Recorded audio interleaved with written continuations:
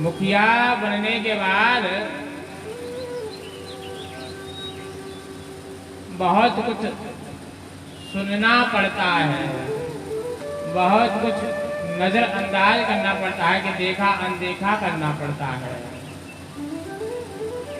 और साधु कहते हैं मुखिया तो वही बन सकता है जिसकी जेब गर्म हो, जेब में पैसा हो, जो खर्च करे वही मुखिया बनेगा।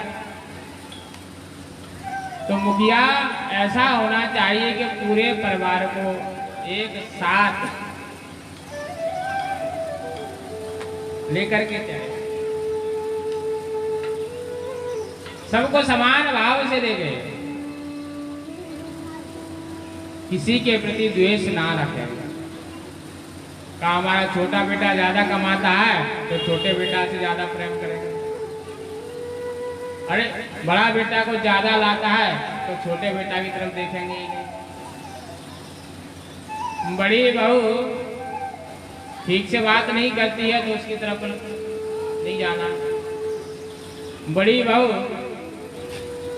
भोजन समय पर देती है तो सबसे प्यारी वही है, पर मुखिया सबको समान रूप से देखता है, उसके अंदर भेद भाव को नहीं होना चाहिए, तब जाकर के मुखिया बनने लायक होता है। अन्यथा मुखिया नहीं बन सकते। सेठ जी थे और सेठ जी के दो पुत्र, और दोनों ही पुत्र बड़े ही अच्छे थे। दोनों पुत्र इतने बढ़िया थे कि सेठ जी जो कहते, पिताजी जो कहते वह कार्य पूरा करते। धीरे धीरे सेठ जी ने दोनों बालकों का विवाह कर दिया, और जब विवाह किया बढ़िया बहू आई, बहू भी आज्ञाकारी, दोनों के एक एक बालक हो गया, अर्थात सेठ जी के दो नाती हो गए। अब तो सेठ जी बड़े प्रसन्न रहते हैं कि देखो मेरे दोनों बेटा आज्ञाकारी हैं, और दोनों बेटाओं से एक एक पुत्र की भी प्राप्ति हो गई है। बड़े प्रसन्न रहने लगे।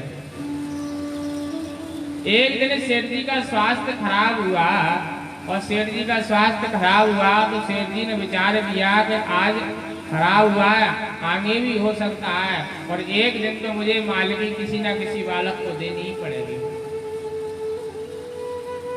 सेठ जी सत्संगी, उन्होंने जीवन में बहुत अनुभव किया, और बिना अनुभव के घर नहीं चलता है। तो सेठ जी अनुभवी थे, तो सेठ जी ने विचार किया कि सबसे पहले मैं परीक्षा ले लूं, दोनों बालकों में कौन सा बालक मालिक बनने के लायक है। सेठ जी जब भी घर पर आते दो चॉकलेट लेकर के आते दोनों नातियों के लिए, ये परंपरा थी। शाम को आते और एक एक चॉकलेट दोनों बालकों के लिए लाते थे। तो सेठ जी जब बीमार हुए तो बड़े बेटा से कहा, बेटा अब मैं जा नहीं पाता हूँ, अब तू जा दुकान पर और तू संभाल। सेठ जी तो परीक्षा लेना चाह रहे थे। बड़ा बेटा जाने लगा दुकान पर, व्यापार ठीक ठाक करने लगा, सबको समान भाव से देखने लगा। बड़ा बेटा भी जाता, लौट करके जब आता तो दो चॉकलेट वह भी साथ में लेकर के आता, एक अपने बेटा के लिए, एक भैया के बेटा के लिए। दोनों को चॉकलेट पकड़ा देता। 1 महीने 2 महीने एक लीला ऐसे ही चलती रही। एक दिन वही बड़ा बेटा जब दुकान से व्यापार से घर की तरफ आने लगा रात्रि में, तो चॉकलेट खरीदने के लिए जब दुकान पर गया तो दुकानदार ने कहा, सेठ जी आज तो एक ही चॉकलेट है, दो नहीं मिल पाएंगे। ठीक है एक दे दो। और एक चॉकलेट लेकर के वह घर की ओर आया। दरवाजे में दोनों बेटा इंतजार कर रहे, कोई कहता है ताऊ जी आने वाले हैं, कोई कहता है पापा आने वाले हैं, और दोनों बेटा द्वार पर खड़े हैं और दोनों के दोनों इंतजार कर रहे हैं, चॉकलेट लेकर के आए होंगे। तो बालक 2 और चॉकलेट 1। अब क्या करें? विचार करने लगे कि अब क्या करूं, दो बेटा हैं और चॉकलेट एक ही है। तो बीच में से तोड़ दी चॉकलेट, एक तरफ हिस्सा ज्यादा चला गया और एक तरफ कम हिस्सा रह गया। अब दोनों बालकों को चॉकलेट देने लगे तो कम हिस्सा वाली चॉकलेट उसके खुद के बच्चे की तरफ जाने लगी। उसको लगा कि मेरा बेटा कम खाएगा। उसने कहा देखो देखो मैं जादू से चॉकलेट को तो कैसा करता हूँ, जादू दिखाता हूँ। और जादू दिखाते दिखाते चॉकलेटों को बदल दिया, ज्यादा हिस्सा अपने बेटा को दे दिया और कम हिस्सा भैया के बेटा को दे दिया। ये सारी घटना सेठ जी ने देख ली और सेठ जी ने कहा बेटा अब तुम दोनों भैया अलग अलग हो जाओ, क्योंकि तुम्हारे अंदर भेद है कि ये मेरा बेटा है, ये भैया का बेटा है, इसलिए अब तुम साथ रहने लायक नहीं रहे, तो मुखिया बनने के लायक नहीं। तो मुखिया के मन में भेद नहीं होना चाहिए, भाव सबके प्रति समान होना चाहिए, वही मुखिया बनने के लायक होता है। और हम मुखिया बनने के लिए लड़ते हैं, झगड़ते हैं, प्रयास करते हैं कि हमें मालिकी मिल जाए, पर साधु कहते हैं मालिकी करना आसान नहीं होता है, उसके लिए बहुत कुछ हमें सहन करना पड़ता है। तो भगवान सबको एक भाव से एक नजर से देखते हैं और सब पत्नियों का सम्मान बराबर बराबर भाव से करते हैं। मुखिया मुख सो चाहिए, खान पान कहूँ एक, पालय पोषय सकल तुलसी सहित विवेक।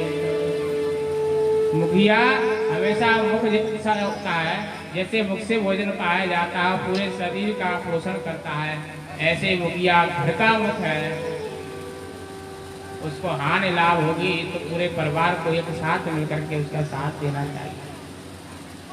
सुखदेव बाबा कहते हैं कि राजन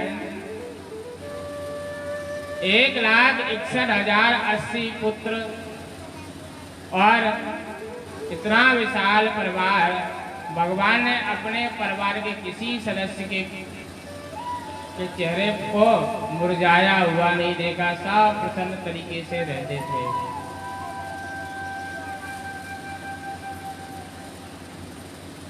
पर सत्य बाबा के मन में भाव था कि मैं बहुत सुंदर हूं, और मेरे पिता ने 17 ने मुझे समंतक मणि दी है,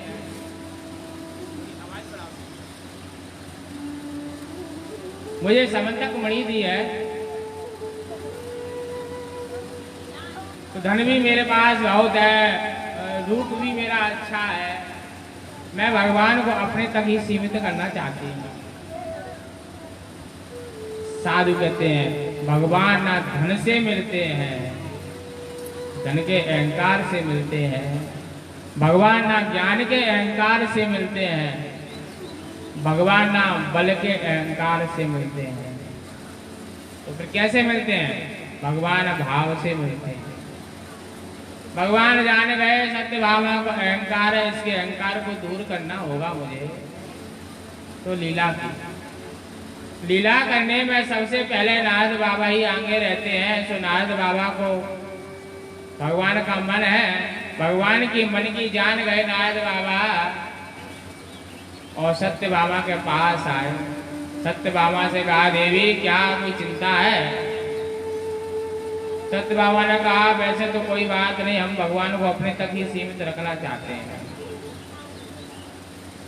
तो नारद बाबा ने कहा ठीक है देवी, तुम ऐसा करो भगवान को हमें दान में दे दो, जब भगवान को हम ले जाने लगेंगे साथ में तो अनेक पत्नियां कहेंगी कहाँ ले जा रहे हो, तो हम कहेंगे हमें दान में मिले, और कह देंगे जो भगवान को प्राप्त करना चाहता है भगवान के बराबर तौल करके सोना हमको दे दे, उसे हम भगवान सौंप जाएंगे। सत्य बाबा ने कहा ये बहुत बढ़िया बात कही बाबा, किसी के पास इतना सोना नहीं है जितना सोना हमारे पास है, हम भगवान को तौल देंगे। सौदा पड़ गया, बोले सौदा पड़ गया। नारद बाबा ने कहा ठीक है देवी, संकल्प लिया, दान दे दिया। भगवान का हाथ पकड़ करके ले जाने लगे। जब हाथ पकड़ करके ले जाने लगे तो अनेक पत्नियां दौड़ करके भागी भागी आई। नारद बाबा से प्रार्थना की, प्रभु कहाँ लेकर जा रहे हो? नारद जी ने कहा हमको तो दान में मिले हैं, दान की वस्तु पे हमारा ही अधिकार है और किसी का नहीं है। अगर प्राप्त करना चाहते हो तो भगवान के बराबर तोल करके हमें स्वर्ण दे दो। अब 16,100 पत्नियां तो कैद से छूट करके आई, उनके पास कहाँ रखा? रुक्मणी के पास भी। फिर भी तराजी में बैठाया गया भगवान को, और दूसरे पल्ले पर जितना जो था उन पत्नियों के पास सब रख दिया। भगवान नहीं तुल पाए। और जब भगवान नहीं तुले तो सत्यभामा को पुकारा, देवी तुम्हारे पास तो धन की कोई कमी नहीं है, बहुत आभूषण स्वर्ण है, तुम आकर के तौल दो। सत्यभामा को जब लाया तो सत्यभामा का अहंकार आने लगा साथ में कि मेरे पास स्वर्ण है।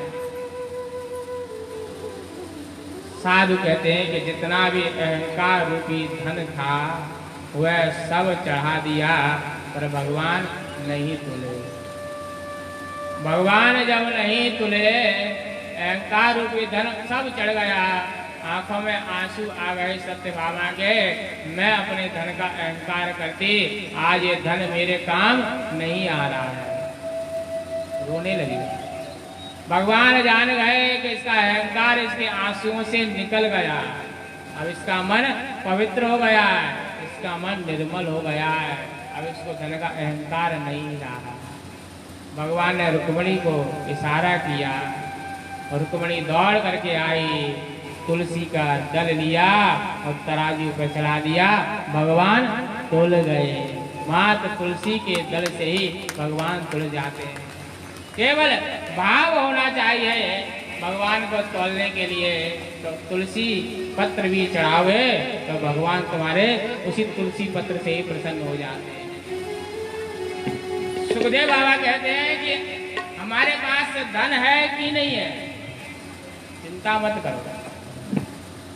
हमारे पास फूल माला है कि नहीं है, चिंता मत करो। हमारे पास वस्त्र है कि आभूषण है, नहीं है, कुछ नहीं है। अपने मन को ही लेकर के गोविंद के चरण में समर्पित कर दो और सब कुछ समर्पित हो जाएगा। इस तरह केवल तुलसी ही भगवान को वैसे भी प्रिय है और तुलसी के दल से ही भगवान तुल गए। बोले वृंदावन बिहारी लाल की। और मेरे ही में गई समाए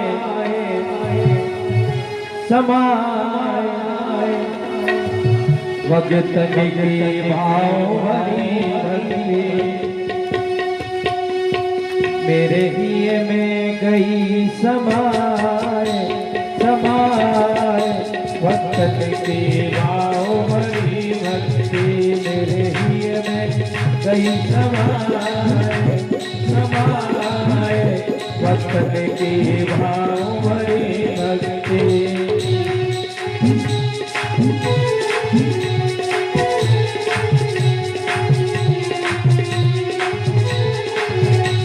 भक्तन की भाव हरि भक्ति।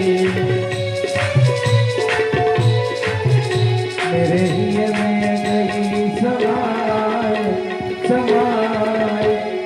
भक्तन की भाव हरि भक्ति।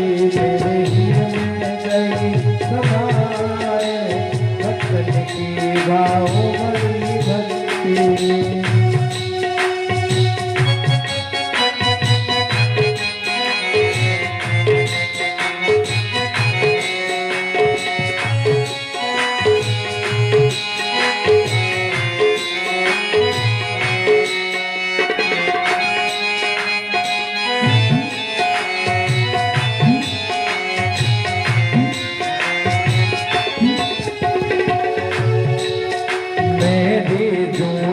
चुल्लू जल पे मेरी जो एक चुल्लू जल पे, मैं भी जो एक चुल्लू जल पे, मेरी जो एक चुल्लू जल पे, और बिक जाऊं तुलसी दल पे, और बिक जाऊं तुलसी दल पे, और बिक जाऊं तुलसी दल पे, और बिक जाऊं तुलसी दल पे, मेरे हृदय गई समाए समाए, भक्तन की भाव भरी भक्ति, मेरे हृदय गई समाए समाए, भक्तन की भाव भरी भक्ति।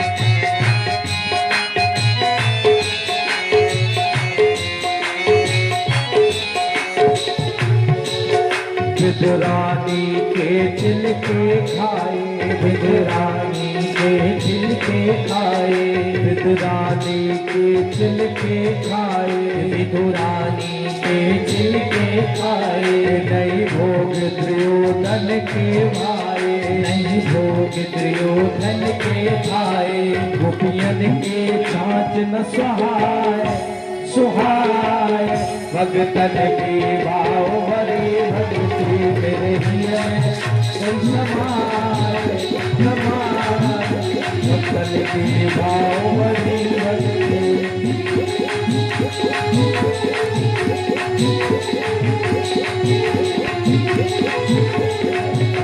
भक्तन की भाव भरी भक्ति, भक्तन की भाव भरी भक्ति, भक्तन की भाव भरी भक्ति, भक्तन की भाव भरी भक्ति, मेरे हृदय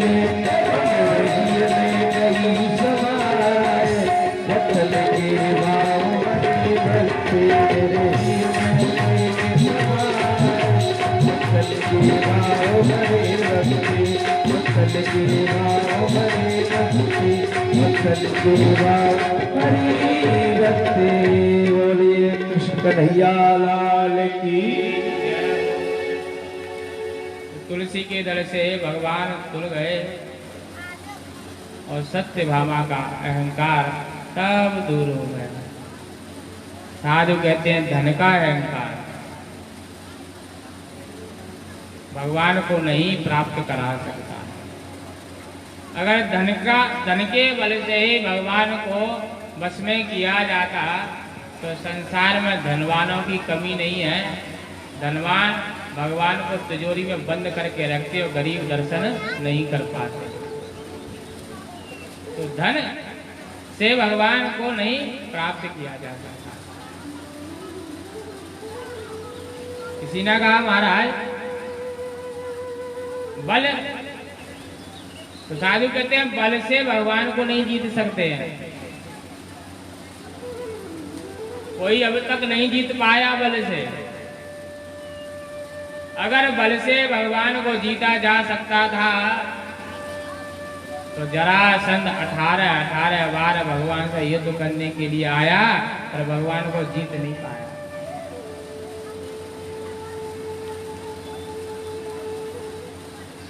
जरासंध को अहंकार था कि 23 अक्षौणी सेना है मेरे पास, बल है मेरे पास, मैं अवश्य जीत जाऊंगा। तो जब जब आया युद्ध करने के लिए तब तब साथ में अहंकार को भी लाया। अरे बल आया अच्छी बात है साथ में, पर अहंकार भी आया। 18 बार परास्त किया था, नहीं जीत पाया।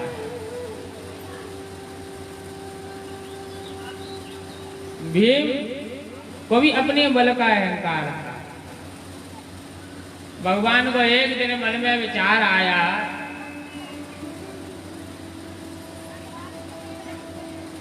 हमें बल का अहंकार भी दूर करना चाहिए। और जरासंध का वध भी कराना था भगवान को। तो भीम को साथ लेकर के अर्जुन को साथ लिया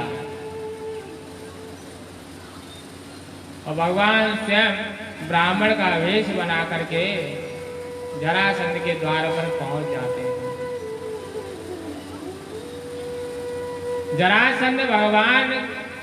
जरासंध ब्राह्मणों का बहुत सम्मान करता है, ब्राह्मणों के प्रति उसकी आस्था है।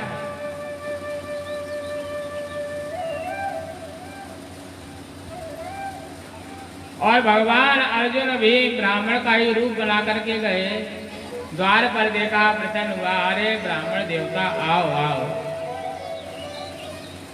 मांगो, क्या मांगना चाहते हो। भगवान ने कहा, जरासंध हमें ज्यादा कुछ नहीं चाहिए, अगर तुम कुछ देना ही चाहते हो तो हमसे मल्ल युद्ध कर लो। जरासंध ने कहा, वाह वाह ब्राह्मण देवता, मुझे पूरा विश्वास है कि आप तीनों ब्राह्मण हो ही नहीं सकते हो। जरासंध ने कहा, पहली बात ब्राह्मण आप हो नहीं, और दूसरी बात अगर ब्राह्मण होते तो युद्ध कभी नहीं मांगते। सच्चा ब्राह्मण कभी युद्ध नहीं चाहता। अगर ब्राह्मण होते तो हमसे युद्ध नहीं मांगते, पहला असली रूप में आओ तो विचार किया जाएगा। असली में आए तीनों, और कन्हैया को देख करके जरासंध ने कहा, वाह रणछोड़, तेरा कोई भरोसा नहीं है, तू कब बीच में रण को छोड़ करके भाग जाए। तू हमसे क्या मल्ल युद्ध करेगा, तू हमारे बराबर टक्कर का नहीं है। अर्जुन को देखा, अर्जुन को देख कर कहा, वाह अर्जुन, तू अपना शरीर देख, हमको देख, ये अर्जुन भी हमारे टक्कर का नहीं है। भीम को देखा और कहा, हाँ ये हट्टा कट्टा हमारे बराबर कुछ कर सकता हमारे साथ। और भीम और जरासंध का मल्ल युद्ध हुआ। और साधु कहते हैं 25 दिन तक लगातार चलता रहा। भीम की एक एक हड्डियां टूट गई, एक एक नस ढीली हो गई।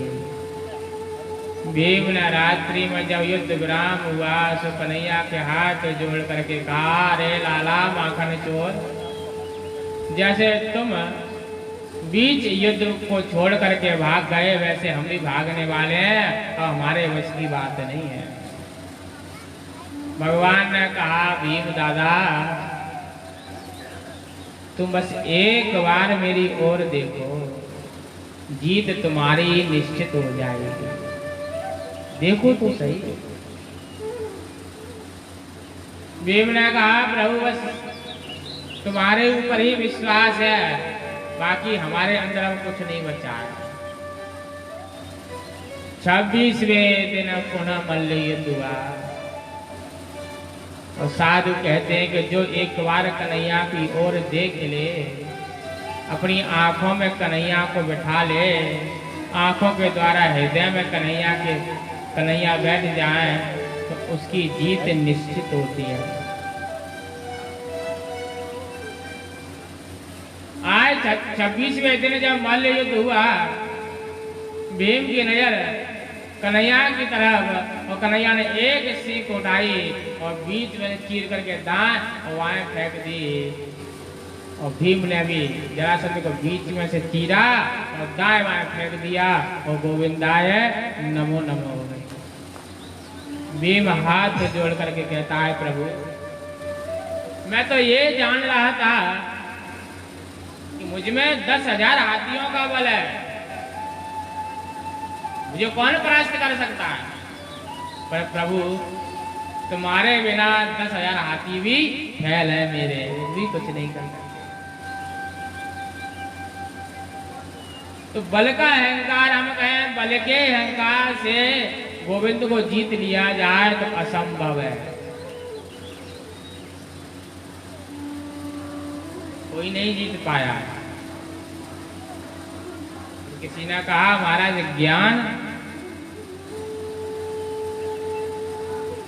ज्ञानी बड़ा होता है, इसमें कोई शक नहीं है,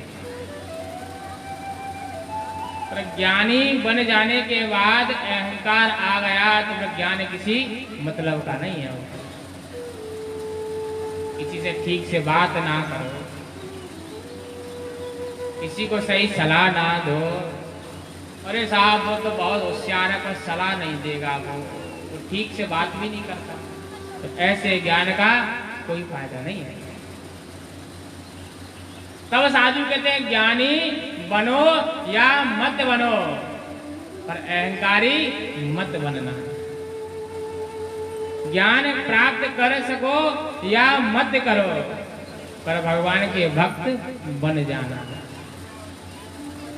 अरे हमें पोथी पढ़ना नहीं आता है, कोई बात नहीं,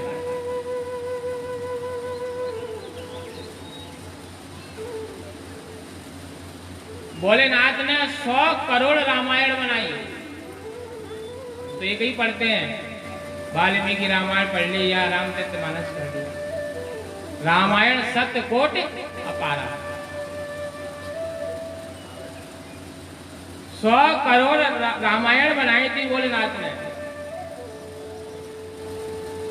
बना करके रख दी। तब पहुंच गए देवता मनुष्य, सब पहुंच गए, प्रभु हमें तो दो कुछ, इसमें से कुछ हमें ही मिल जाए। तो 33 करोड़ सबको बांट दी, ले जाओ। फिर भी 1 करोड़ बच गए। मनुष्य देवता दैत्य फिर गए, कछु और देव महाराज अब 1 करोड़ और रखे हो तुम, तो 33 लाख और बांट दी, ले जाओ। 1 लाख होते फिर पहुंच गए महाराज, 1 लाख बहुत होती है, और दो इसमें से। तो 33,000 भगवान भोलेनाथ ने और बांट दी, बची 1,000। कहा प्रभु क्या करोगे इतना का, और कुछ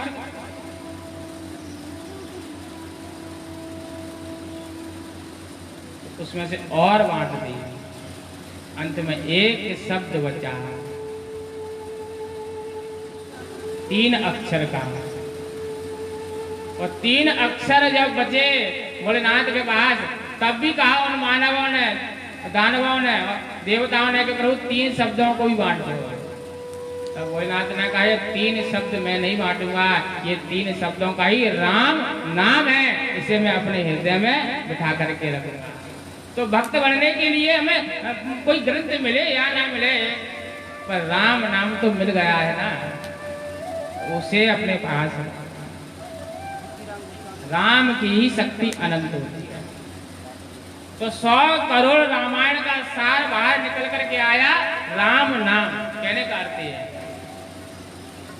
तुम ज्ञानी बने या ना बन पाए, पर भक्त बन जाओ, राम नाम को जीव के ऊपर रख लो। श्वास लो तो राम ही निकले, धड़कन चले तो राम नाम से ही चले। ऐसा भक्त होना चाहिए। मंत्र आवे तो ठीक, ना आवे तो कोई बात नहीं। मंत्रहीनम क्रियाहीनम भक्तिहीनम जनार्दन। ना मुझे मंत्र आता है, ना मुझे क्रिया आती है, मुझे कुछ नहीं आता है, मैं तो जैसा हूं वैसा तेरा नाम लेता हूं। भाई वाल्मीकि जी को कौन नहीं जानता है, उल्टा नाम जपे जब जाना, वाल्मीकि वै ब्रह्म समाना। तो राम नाम की ही महिमा है। तो इतने करोड़ रामायण के बाद सार निकल करके राम आया, और अन्य श्लोक काम नहीं आए, अंत में राम ही काम आए। तो ज्ञानी बनो या मत बनो,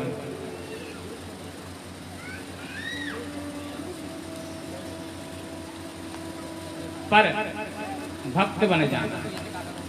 किसी ने कहा महाराज भक्त और ज्ञानी में कुछ अंतर होता है कि नहीं होता है? तो साधुओं ने कहा अंतर तो बहुत होता है, भक्त और ज्ञानी में बहुत बड़ा अंतर होता है। ज्ञानी होता है बंदर के बच्चे जैसा। बंदर देखे होंगे तो बंदर जब एक डाल से दूसरी डाल पर छलांग लगाता है, या एक पेड़ से दूसरे पेड़ पर जाता है, या एक घर से दूसरे घर में छलांग लगाता है, तो बंदर या बदरिया का जो बालक होता है जो छाती से चिपक जाता है, पकड़ता कौन है उसे? वो बालक खुद पकड़ता है। बंदर या बदरिया नहीं पकड़ती अपने बच्चे को कभी, छाती से चिपक जाता है। और छलांग लगाएगा बंदर, अगर बालक गिर गया तो बंदर की कोई गलती नहीं है, क्योंकि तुम्हारी पकड़ कमजोर थी तो बच्चा गिर गया, बंदर की गलती वहां नहीं मानी जाती। ऐसे ही साधु कहते हैं ज्ञानी तुम बन गए और ज्ञान का अहंकार तुमने ले लिया, और ज्ञान का अहंकार आने के बाद मुझे प्राप्त करना चाहोगे, अगर मेरी प्राप्ति नहीं हुई है तो मेरी गलती नहीं है, वो तेरी गलती है, क्योंकि तू ज्ञान का अहंकार लेकर के मुझे प्राप्त करना चाहता है, मेरी नहीं है वो गलती। ज्ञानी लोग अगर श्लोक बोले मंत्र बोले उसमें गलती करेंगे तो ज्ञानी की व्यक्ति की गलती है, भगवान की गलती नहीं है। भगवान ज्ञानी की गलती को देख लेते हैं। अब इसके परे चले भक्त। साधु कहते हैं भक्त होता है बिल्ली के बच्चे जैसा। क्या बिल्ली के बच्चे होते? बिल्ली अपने बच्चों को मुख में दाव करके ले जाती है, मुख से पकड़ करके ले जाती है एक घर से दूसरे घर में। अगर बिल्ली का बच्चा गिर जाएगा तो बच्चे की गलती नहीं है, गलती बिल्ली की है, क्योंकि बिल्ली ने पकड़ कमजोर थी बिल्ली की। ऐसे ही भक्त जो कुछ नहीं जानता है, लिखना नहीं जानता है, पढ़ना नहीं जानता है, अगर वो उल्टा नाम भी लेगा तो भगवान की गलती है, भक्त की गलती नहीं है। इसलिए उल्टा नाम जपे जब जाना वाल्मीकि वह ब्रह्म समाना, वो गलती तब भगवान की ही मानी जाती है। तो भक्त की गलती को तो भगवान भूल जाते हैं, उसे सुधार देते हैं, पर ज्ञानियों की गलती को नहीं सुधारा जाता है। ज्ञानी होना अच्छी बात होती है, बुरी बात नहीं है, पर उसमें जोड़ दिया अहंकार ने।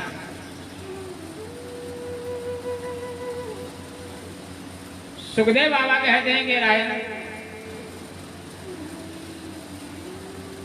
भगवान ने अनेक लीलाएं की। ऐसे बालक का जन्म हुआ प्रद्युम्न, स्वयं कामदेव के ही अवतार है। आगे भगवान ने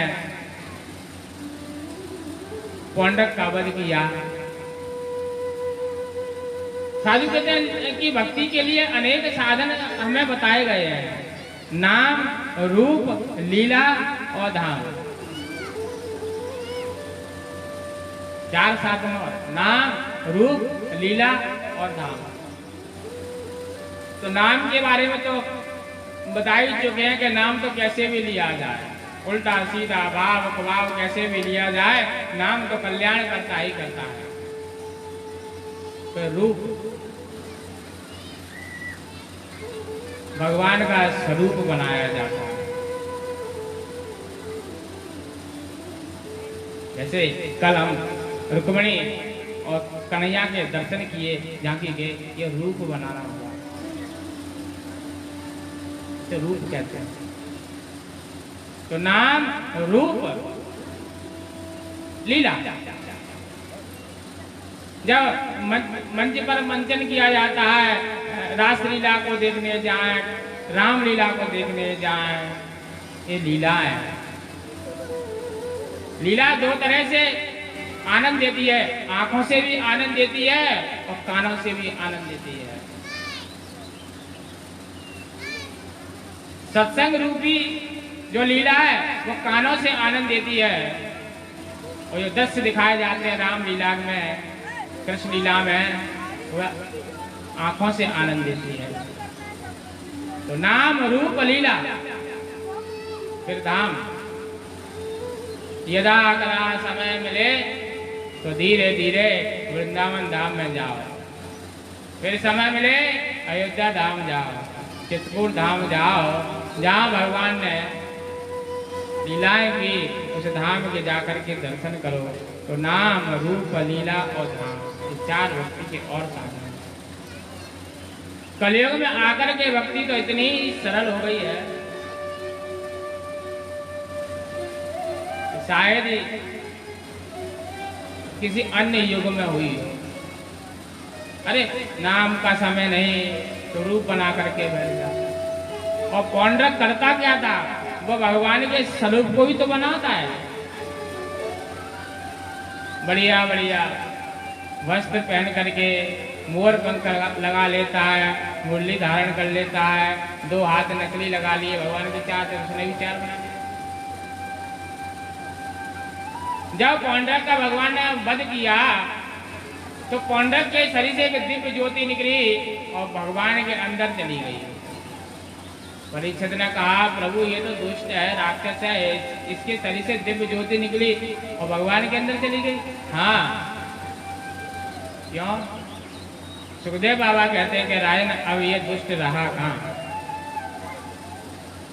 भगवान तो अपने भक्तों के ऊपर कृपा कर ही रहे हैं, कैसे कैसे नहीं करते हैं।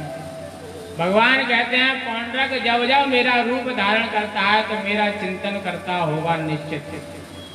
हम जाते हैं वहाँ के बिहारी के दर्शन करने के लिए तो एक झलक पाने के लिए भीड़ में प्रवेश कर जाते हैं कि एक झलक दिख जाए। तो कभी किसी को नेत्र ही दिखाई दिए, कभी किसी को चेहरा ठीक से दिखाई नहीं दिया, पर एक झलक पा करके हम भाग आते हैं। पर पौंड्रक भगवान का चिंतन करता है कि भगवान मोरपंख कैसे लगाते हैं, भगवान की आंखें कैसी हैं, चिंतन कर करके वैसा ही स्वरूप बनाता है।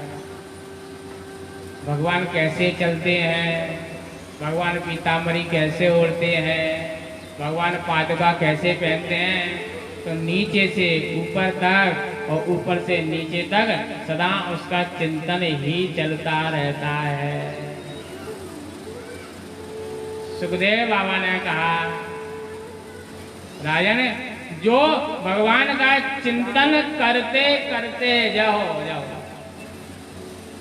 चिंतन करते करते अपना रूप बनावे, मैया जानती है हमें इसलिए तो कह रही है।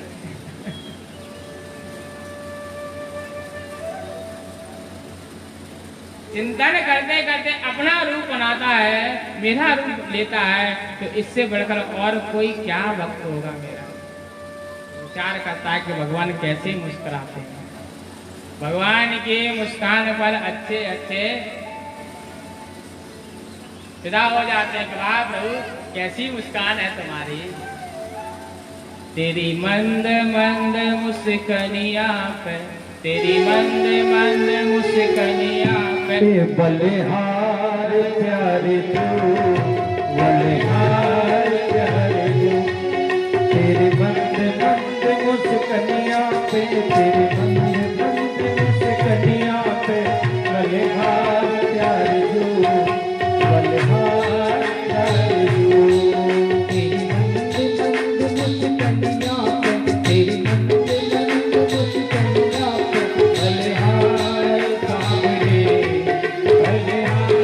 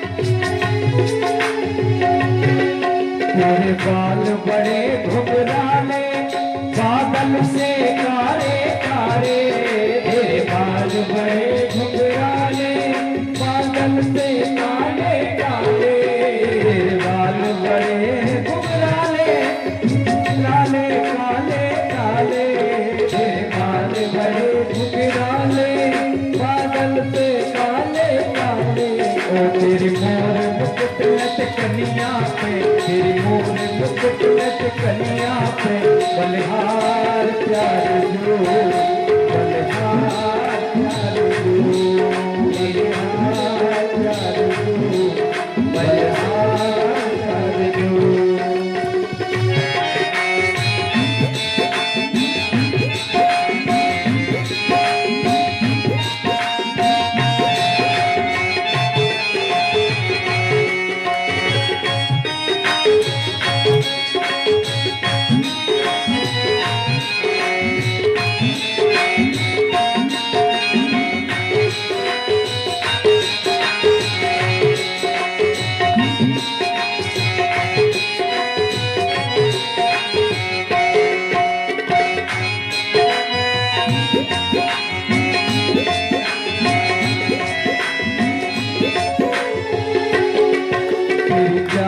अजब मतवाली मतवाली प्यारी प्यारी, तेरी चाल अजब मतवाली मतवाली प्यारी प्यारी, तेरी चाल अजब मतवाली लगती है प्यारी प्यारी, तेरी चाल अजब मतवाली लगती है प्यारी प्यारी, तेरी पायल की झनखनियां पे बलिहार प्यारे दो, बलिहार प्यारे दो, बलिहार साबिरू, बलिहार साबिरू।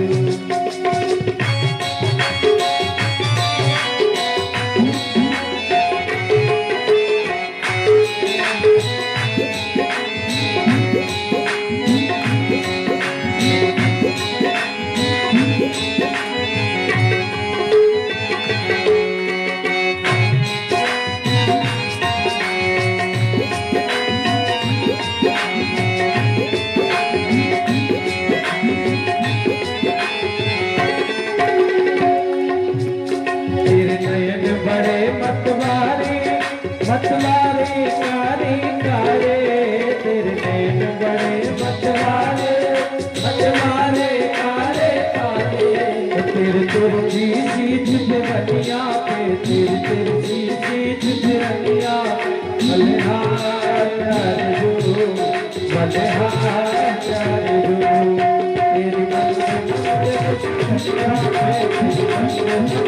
सुखनिया पे, सुखनिया पे, बलिहार प्यारे जो, बलिहार प्यारे जो, बलिहार प्यारे जो, बलिहार प्यारे जो, बलिहार प्यारे जो, बलिहार प्यारे जो। बोलिए बाल कृष्ण भगवान की, बोलिए कृष्ण कन्हैया लाल की जय। सुखदेव बाबा कहते हैं कि राजन,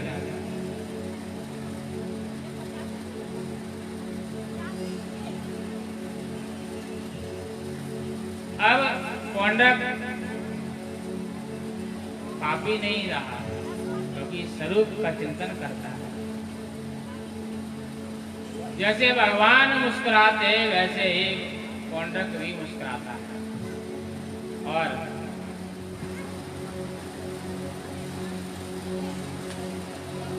दिव्य ज्योति निकली और भगवान में चली गई। आगे अनेक कथा है, सुदामा चरित्र की कथा सुनाई।